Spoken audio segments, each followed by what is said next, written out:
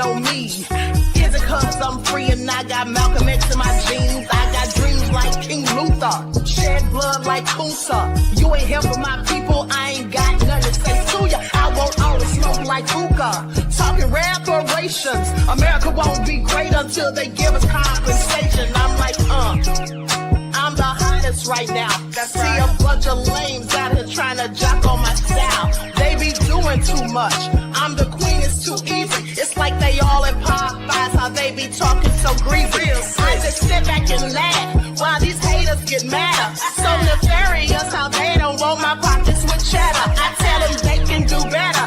These snakes in the grass can leave a bite on your ass, cause y'all be trusting too fast. I got my foot on the gas, other one on they necks. Dropping receipts on haters, you better show some respect. I'm never facing regrets, we only facing the threat. This is the sound of every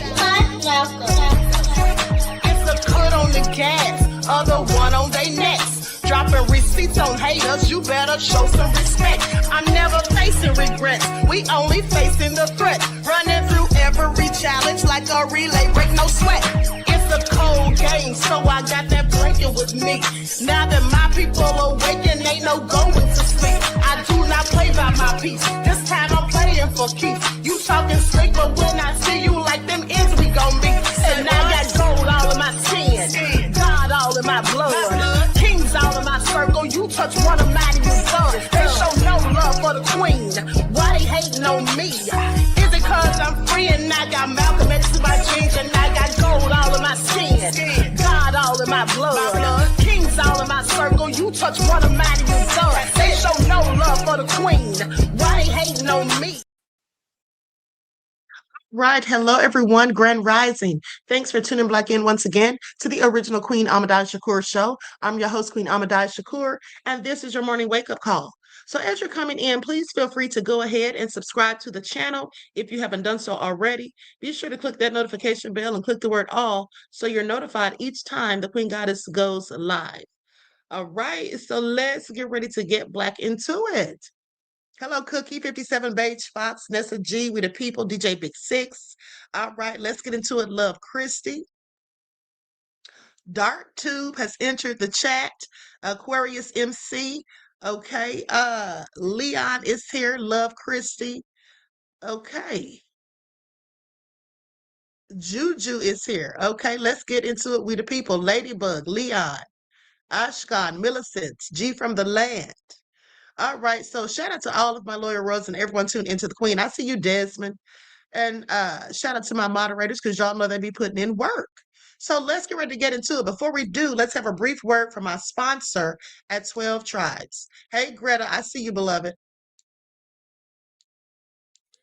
Do not buy 12 Tribes on Earth hair growth oil and hair magic elixir unless you want super healthy, gorgeous hair that grows.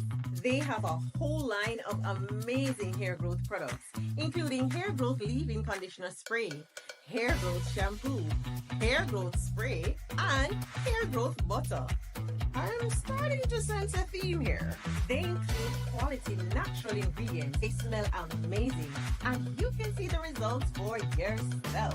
So if you're looking for healthy hair growth for your natural or relaxed hair, try 12 Tribes on Earth today.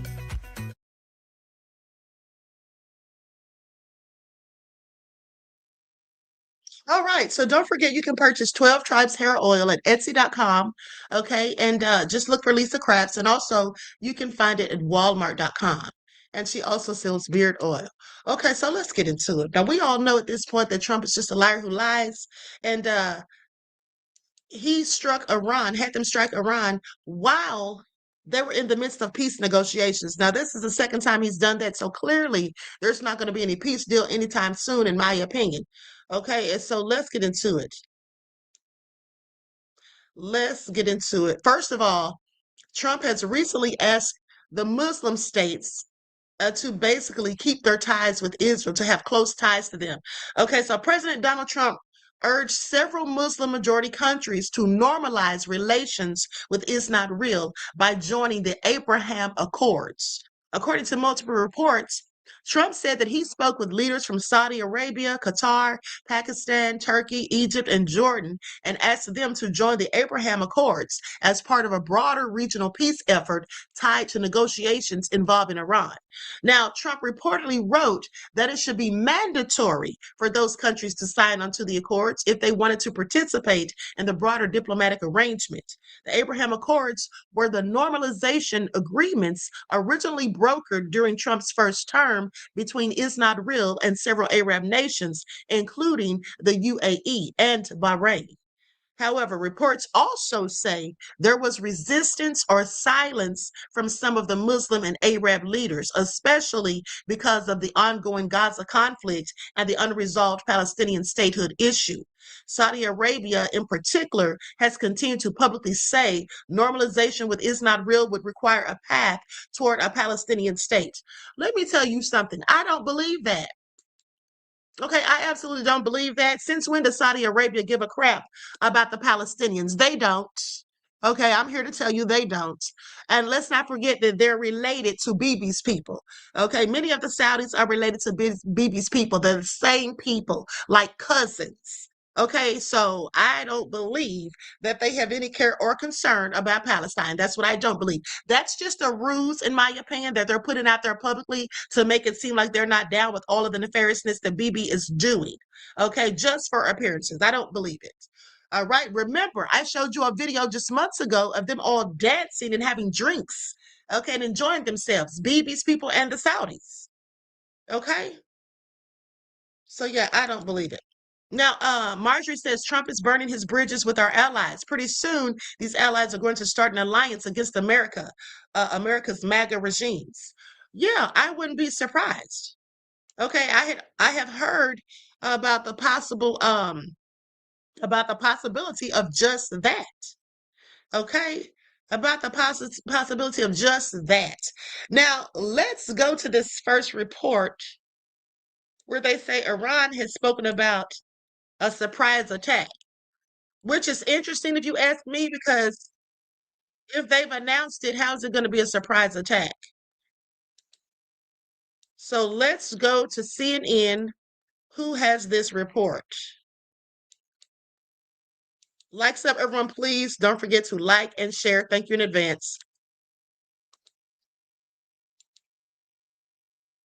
Iranians want to keep it, but they would like to dilute it, meaning they would like to reduce the concentration of the U-235, which is the fissile material that you need to make a weapon, in comparison to U-238, which is the other type of uranium which you don't need for a weapon, because in a natural concentration, it's found in about 99% U-238, 1% U-235, and through the enrichment process, you increase the 235 until you get to a small percentage for energy, but up to 90% for weaponization. So if you could dilute it backwards, that's one option, or the U.S. would prefer to get it out of the country.